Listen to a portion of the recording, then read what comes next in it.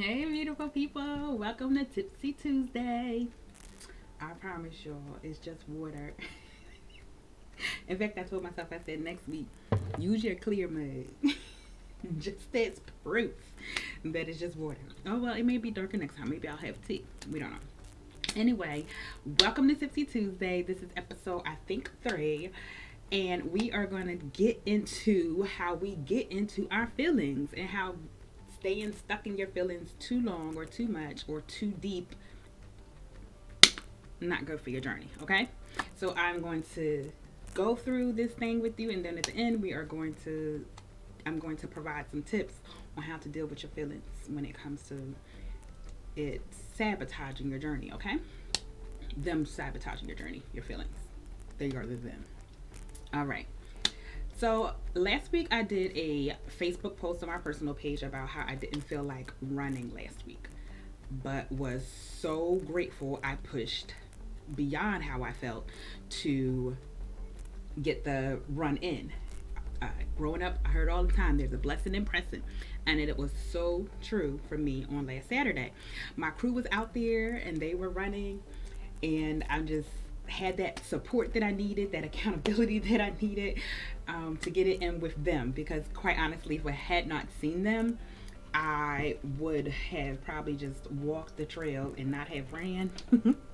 So I'm so grateful that I ran into them. Actually, I'll get into this. I'm going fast forwarding a little bit, but in my plan, I said I'm going to go to this location because more than likely I will run into my running tribe, which will be an encouragement and what I need to get the run done. So that was part of my plan, and it worked. Ooh, It's Halloween, so I thought I'd add that when I'm recording this. Okay, so sometimes we are too full of our feelings and we sabotage ourselves from making the progress that we need to make on our journeys. Okay, we get in our own way. A lot of our journeys, a lot of why we don't succeed in reaching our goals and where we want to, in our destinations that we want to be on our journey, we are the problem. You are your problem. I am my problem. Okay, so sometimes we get too full of our feelings, and I don't feel like reading, I don't feel like budgeting, I don't feel like not shopping, I don't feel like going out, I don't feel like staying in and minding my business. All that stuff. So feelings can not run the show. Okay, they are a part of us, and they, you know, intuition normally speaks through our feelings. So I'm not saying ignore your feelings, but I'm not saying, because you ever been somewhere and intuition say like, something don't feel right.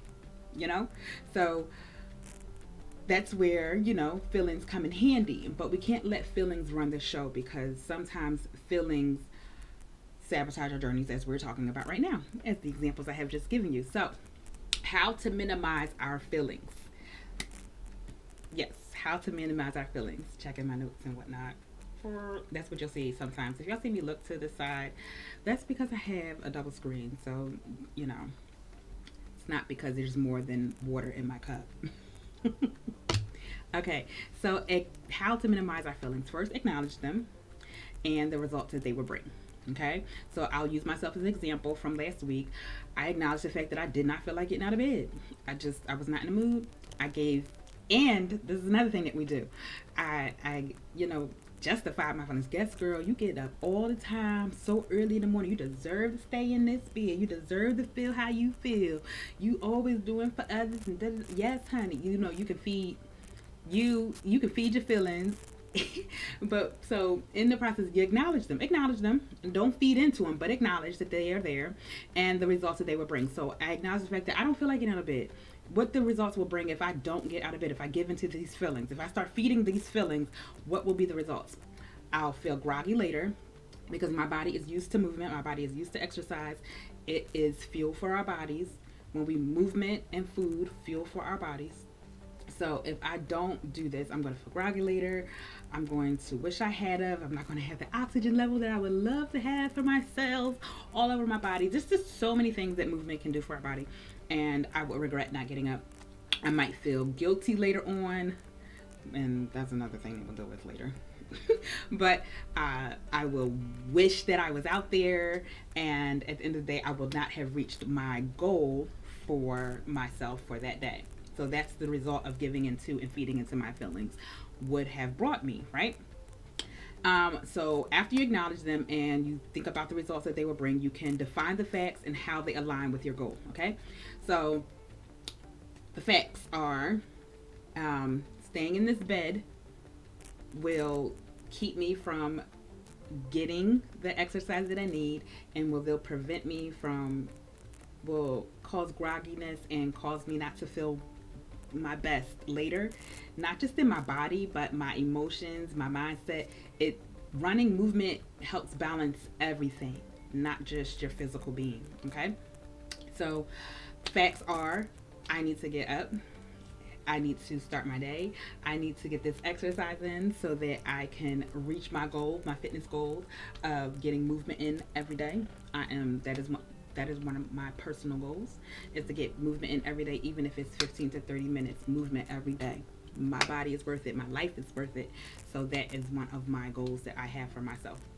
Okay, so I define the facts on how they align with my goals. The facts are, I need to get up, I need to get movement, because this is along with my journey. Giving into my feelings will not make me make the movement that I do. I will sabotage, I will self-sabotage my own journey if I stay in this bed. That's facts. And sometimes we have to face the hardcore facts that I will get in the way of myself if I stay in this bed. Okay, so once you define the facts and how they align with your goals, make moves accordingly. And the way you make moves accordingly is one of my favorite acronyms, MAP. Having the right map for your journey. So in this moment, I need to do what? Check my mindset, my attitude, and my plan. Okay, so I had to get my mind right. That's what my running partner say. Had to get my mind right, and like, listen, brain, okay, because the heart and the mind, had to get that all on one accord. And that's part of having the right attitude. Get that positive, optimistic attitude. I may not feel like it now, but I know once I get out there, I'll feel better. So to get that optimistic attitude going, get that positivity going, get it, juice it all up, and then feeding the right mindset and the right positive attitude into a plan. So I came up with a plan. I said, I'm going to literally 1, 2, 3, we're going to roll out of bed. Exactly. I'm letting you know, I had to tell myself. Sometimes you got to talk to yourself. Stop letting your brain or your mind or your feelings run the show. Sometimes you need to talk back to all of that so you can get done what you need to get done. Okay, so I talked back. I said 1, 2, 3, we're gonna roll out of bed, and then we're gonna get dressed, because this is the other thing, guys. I planned the night before by putting my clothes out. Sometimes you have to plan ahead, and I did. I planned ahead. I had my sneakers out, I had my tights, I had everything ready to go to run, but yet and that helped. So I was like, we're gonna get everything that you have already planned out. You're gonna go ahead, you're gonna get dressed, you're gonna go where you'll run into people. So I went where I knew I would run into people, and it would be an upliftment and encouragement to get done what I need to get done. And I told myself, even though I don't even feel like getting out of this bed, we're gonna at least walk and get that movement that we've promised ourselves that we would get every day. Okay, so I made that plan, and the plan went an extra level when I ran into my running buddies, because I was knowing I was going to run into people running, because like it's a popular area for running and walking and movement, bikes, all that type of stuff. So that was my plan. Didn't know I was specifically run into my tribe while I was out there, so that was like, whoo, the blessing and pressing, because they were like, come on, which way you going? I was like, the same way y'all going, let's go. And I got it in. Okay, so that is how you can minimize your feelings. Okay, get out your feelings, stop feeding them. That was number one. Stop feeding them, because when you feed them, you are sabotaging your own journey. You can acknowledge them, and then always, as you acknowledge them, acknowledge the results that they will bring.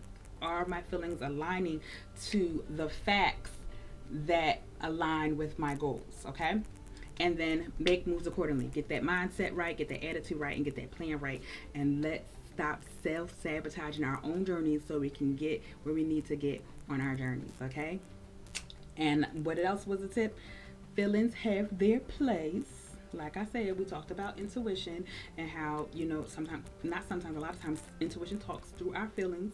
Like, something don't feel right. Hold on. But you know, you have to know when to feed them and when not to feed them. When you know when you're self-sabotaging, you know when you're sabotaging your journey. All right. So let's get with it and let's take in these tips so we can get out our feelings. Okay. It was a pleasure talking with you guys today, and I will see you next week for some more tips. All right. Have a healthy living, healthy choice making day. See y'all next week. Bye.